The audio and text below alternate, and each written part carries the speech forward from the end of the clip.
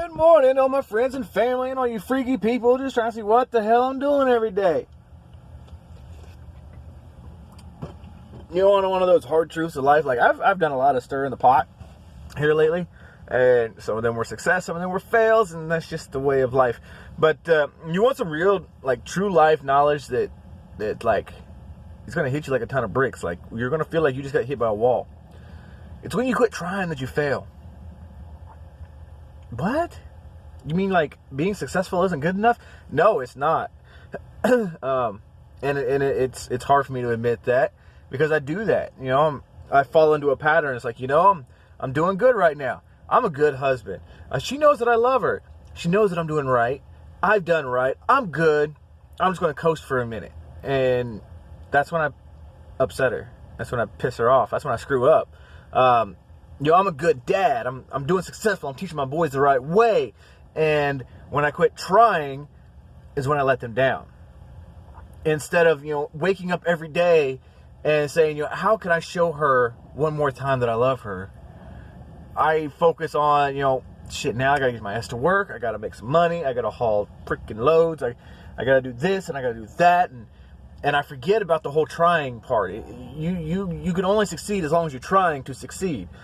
Once you give up the trying part, it just falls apart because you're not actively seeking that anymore. It's just like me getting sober and changing my life in those ways and getting off the drugs. Or not, weed's not a drug, and according to pharmaceutical, prescription pills are not drugs, and booze and girls and all that stupid shit that I did.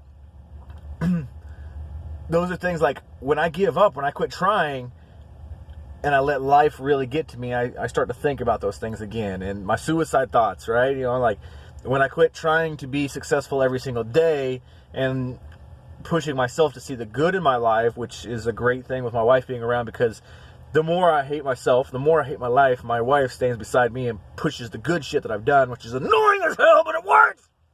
God, I just want to strangle her some days. But if it wasn't for her doing that, I would probably be in a lot worse place, because that reminds me to keep trying to not think about the suicidal thoughts that have crossed my mind so well.